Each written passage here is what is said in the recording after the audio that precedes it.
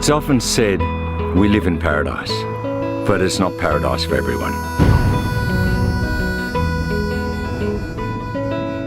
The Northern Rivers Community Foundation is a fantastic vehicle that brings together donors who want to give back and help out others but don't know how or what way specifically to help, and those in need, of which there are plenty in this region. What's the good of two strong legs if you only run away? What's the use of the finest voice if you got nothing to say?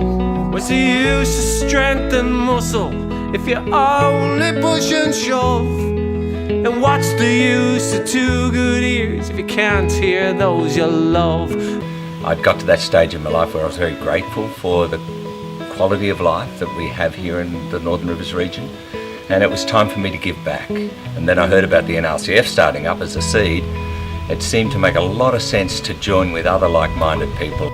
We're seeing a global movement around conscious business practice. The Northern Rivers Community Foundation provides an outsourced expertise in that. The great thing about the foundation is that you make a donation to it. They then invest that money, and that proceeds from that, the dividends and the interests to flow from those investments, are then put out as grants to any number of organisations.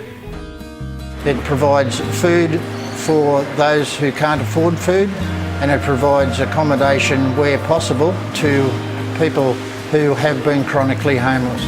We probably serve on average 60 to 70 meals a day, and Christmas Day we do 150, and we don't receive any government funding at all.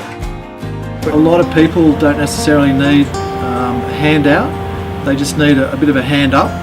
There's people in crisis, disadvantaged, youth, people who really need support in our community.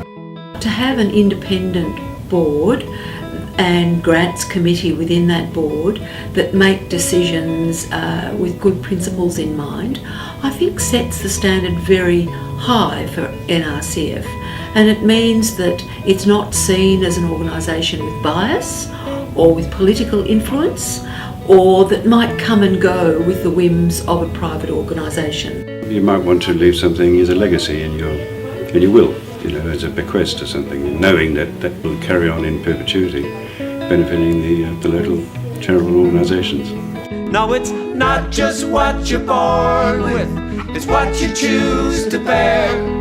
It's not how big your share is, but how much you can share. And it's not the fights you dreamed of, it's the ones you really fought.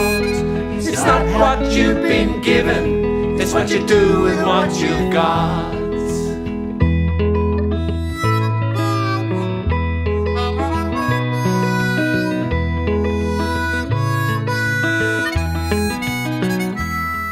The impact of the grants is enormous, whether it's a small grant of less than $500 or a large grant of, say, up to $5,000. We know that grants in not-for-profit organisations are multiplied at least 3 times, with their contribution both in cash or in kind.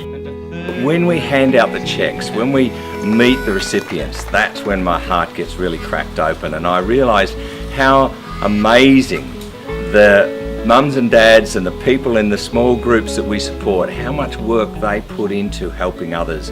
It really motivates me to stay involved and to keep finding the funds to keep helping them.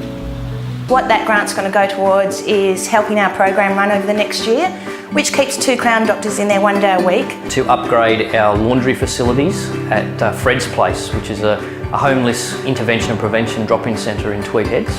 We are building gardens in people's homes when they can no longer care for them. No, it's not just what you're born with, it's what you choose to bear. It's not how big your share is, but how much you can share. And it's not the fight you dreamed of, it's the ones you really fought. It's not what you've been given, it's what you do with what you've got. We now have over $1 million invested in our perpetual fund, and we've given well over $1 million in small grants. If we could add another tiny zero to our fund, we could be giving away $1 million every year, and that would make a really huge difference to our community. Thank you, thank you, thank you to everybody. Yes. Thank you.